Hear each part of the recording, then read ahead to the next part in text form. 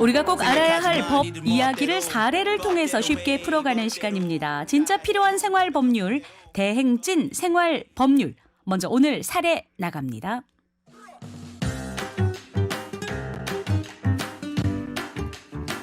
저는 택시 운전을 하고 있습니다. 얼마 전에 장거리 손님을 태웠는데 중간에 일행을 내려줘야 한다며 택시비를 2배로 줄 테니 경유해서 가자고 하더군요. 최종 목적지에 도착하니까 택시비가 14만 원이 나왔고 그 손님은 현금이 모자란다며 가방을 놓고 집에 가서 돈을 가지고 올 테니 믿고 기다려달라고 했습니다. 그 후 30분을 기다렸는데 나타나지 않았습니다. 결국 하루 일을 허탕쳤고 14만 원이나 떼어먹은 그 사람을 잡아야겠다는 생각에 그 사람의 얼굴이 나온 블랙박스 영상을 인터넷 커뮤니티에 올려 공개 수배했습니다. 그런데 얼마 후 경찰서에서 그 무임승차를 했던 손님이 저를 명예훼손으로 고소했다며 조사를 받으러 오라고 합니다. 아니 이게 말이 되는 일입니까?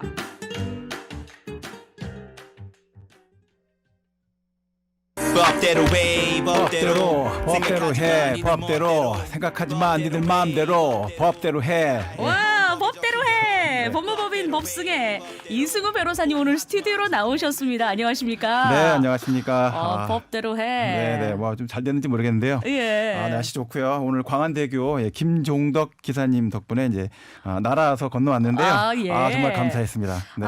근데 제일 무서운 이야기가 법대로 해. 네. 이게 제일 편한 이야기일 수도 있고 제일 무서운 이야기일 수도 있고. 그렇습니다. 시민 여러분을 지켜드릴 수 있는 제일 큰 권리 주장이 법대로 해. 네. 이게 제일 큰 겁니다. 예. 근데 오늘은 이제 그 법대로 해. 예. 명예훼손에 관한 내용입니다. 네네.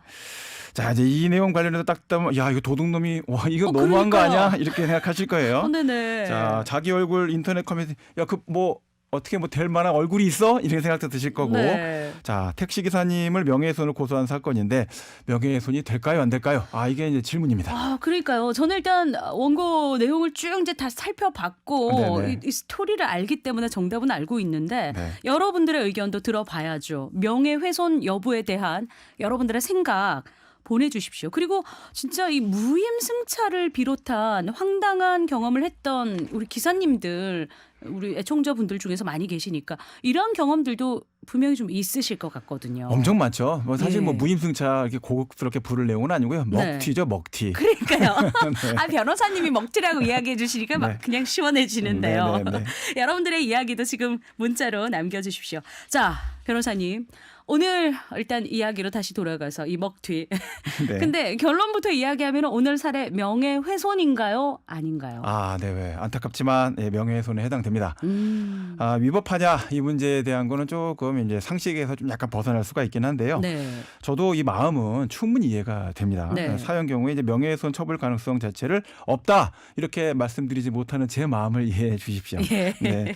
자, 명예훼손이라는 거는 이제 다른 사람의 명예를 훼손했다. 그러면 이제 이러실 거예요. 예. 먹튀의 명예가 어딨어? 이렇게 그러니까요. 생각하실 거예요. 우리 마음으로는 자, 그런데. 그러니까 또 한편으로는 이게 위법하냐? 네. 이게 공공의 이익에 부합하는 거 아니냐? 이런 사람 공개해줘야지. 네. 이렇게 또 생각하는 부분이 있어서 그 부분에 대한 설명을 좀 드려야 될 텐데 예. 일단 이 14만 원이나 이런 잘못된 행동을 했지만 형사처벌에 대한 문제들을 막 고려해봤을 때 과연 얼굴까지 오픈해야 되느냐? 네. 이 문제로 갔을 때는 좀 간단한 문제가 아니다는 겁니다. 그래요. 자, 그래서 별개로 이 명예훼손죄가 먹튀 범죄하고는 별개로 네. 성립될 가능성이 상당히 높다. 여기까지 일단 말씀을 드리겠습니다. 네. 근데 기사님 입장에서는 일단 굉장히 억울하잖아요. 그렇습니다. 이게 거짓도 아니고 사실을 올렸는데. 네네. 그 명예훼손에 성립하는 요소들도 있지 않습니까? 네, 이제 두 가지를 딱 생각하시면 됩니다. 네.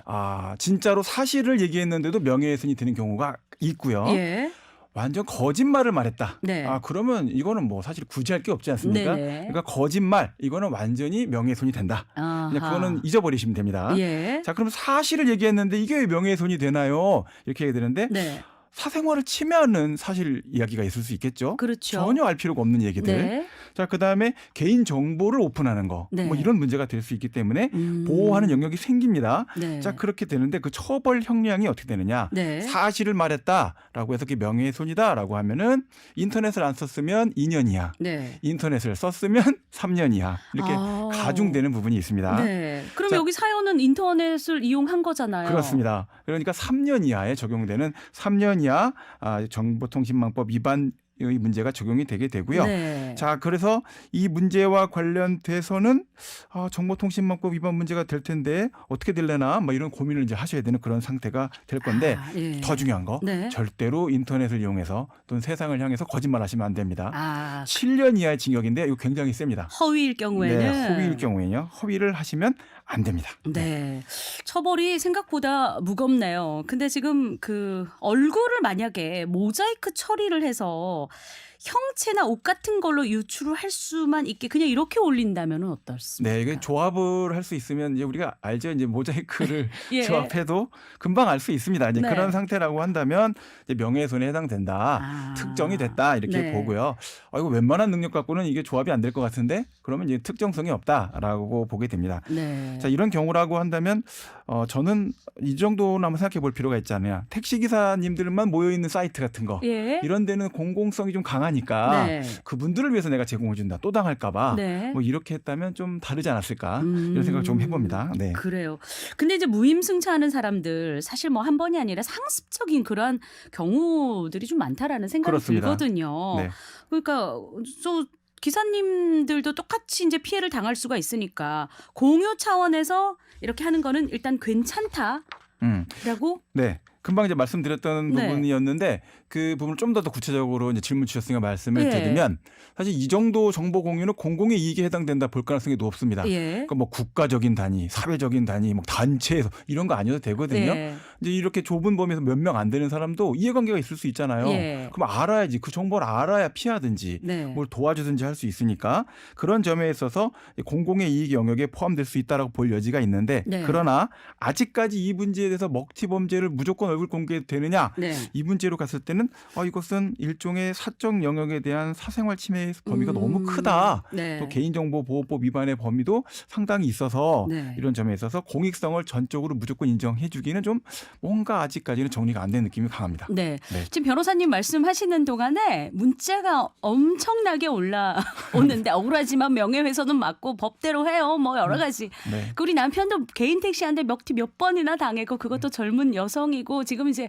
이런 비슷한 일들을 당하신 분들이 네. 많이 계시거든요. 네, 근데 네. 어쨌건 생업에 힘들어하시는 기사님들을 위해서 처벌을 해야 된다라는 이야기가 많습니다. 네, 네, 네. 어떤 처벌을 이 사람은 받게 되나요? 예, 이분 딱 보면 패턴이 딱 있죠. 네. 보면은 처음부터 굉장히 스토리 서사가 깁니다. 가방도 있고. 예, 뭐 복잡해요. 복잡한데 이게 복잡한 설계를 막 한 거로 느껴지거든요. 네. 예, 저는 이건 사기로 봅니다. 네. 사기로 보고 이 문제와 관련해서 사기로 고소를 해야 된다 생각하고요. 네. 이런 고소장에 대한 내용들이라면 제가 오늘 방송 끝나고 기본 포맷을 인터넷에 올려놓겠습니다. 네. 그걸 활용하셔서 고소장 작성해서 접수를 하시면 좋을 것 같고요. 그게 이 문제와 관련돼서 굉장히 중요한 문제가 될 것 같습니다. 네. 한 분이 아니고 여러분의 기사님들께서 네. 같은 사람에게 당하고 계실지도 몰라요. 오, 그럴 예. 가능성도 있기 때문에 이런 점에 있어서는 강력하게 좀 처벌을 좀 받을 필요가 있다라고 생각이 됩니다. 네.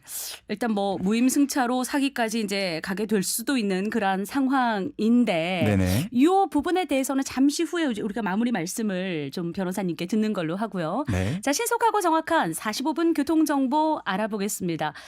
변호사님, 많은 분들이 분개하고 있습니다. 네. 일단 뭐 이게 법대로 하자면은 무임승차로 이제 사기죄까지도 갈 수도 있는 그런 상황인 거고요. 네, 저는 이건 사기죄로 처벌된다라고 거의 믿습니다. 예. 네, 이 상황은요. 그리고 14만 원 받고 끝나는 문제가 아니고요. 예. 변호사 비용이거나 또는 그 관련돼서 영업 손실 받으신 비용까지 다 청구하셔도 충분히 합의금으로 다 반영될 수 있으니까 네. 하실 필요가 있고요. 그 권리 주장과 관련돼서 필요한 논리적인 근거를 제가 오늘 저희 홈페이지나 아니면 제 블로그에다 공개해서 활용하실 수 있게끔 해드리겠습니다. 네. 자, 이건 사회의 어떤 기본적인 신뢰를 붕괴시키는 범죄예요. 예. 먹튀는 절대로 이렇게 용납돼서는 안 됩니다. 네. 자, 그리고 사기죄가 적용됐을 때는 10년 이하의 징역 2천만 원 이하 벌금으로 묶게 되는데 네. 요새 법원에서 2년, 뭐 3년 이런 식으로 적은 금액의 먹튀 범죄에 대해서 실형 선고를 과감하게 하고 있습니다. 그래요. 자, 그 점도 좀 고려하실 필요가 있고요. 자, 명예훼손죄와 관련돼서는 이게 허위든 사실이든 빨리 피해자하고 합의하면 처벌은 안 됩니다. 네. 자, 기사님 입장에서는 두 가지 선택지가 있습니다. 네네. 억울하시면 이 부분에 대해서 공익적인 부분이 있었다라고 주장을 하셔서 네. 최대한 기소유예나 또는 법원 재판을 통해 갖고 선고유예까지 받는 방법이 한 가지가 있고요. 네. 피해자하고 합의하고 그냥 아예 됐어. 신경 안 쓸래라고 하시고 결정하시는 방법 이 두 가지가 있습니다. 이 사회적인 문제에 대해서 저도 책임감 있게 해당되는 내용 정리해서 공개해 드리겠습니다. 네. 네. 아, 오늘 또 스튜디오 나와가지고 시원하게 오늘 또 명예훼손 관련한 이야기 이렇게 해주셨는데요. 다음 주 내용도 기대하겠습니다. 변호사님 오늘 말씀 고맙습니다. 네, 감사합니다. 네, 지금까지 법무법인 법승 이승우 변호사였습니다.